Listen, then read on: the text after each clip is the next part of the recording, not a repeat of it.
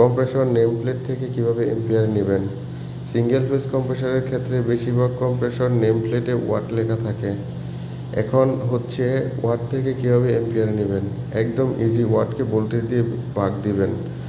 আমরা জানি 1 ton compressor 1500 watt current নিয়ে থাকে, অর্থাৎ 1500 divided by 220 volt equal to 6.818 ampere. 3 ফেজের ক্ষেত্রে কম্প্রেসরের নেম প্লেটে ম্যাক্সিমাম সময় কিলোওয়াট লেখা থাকে।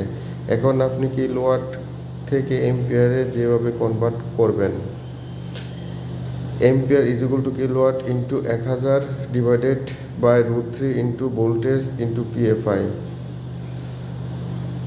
এম্পিয়ার ইকুয়াল টু ধরেন 5 কিলোওয়াট, 5 কিলোওয়াট ইন্টু 1000, √3 মান 1.732 into voltage 420 into power factor equal to 8.591। তবে যে সময় অবশ্যই যে স্থানে এসি ইনস্টলেশন করবেন সেই স্থানের ভোল্টেজ দিয়ে ক্যালকুলেশন করতে হবে।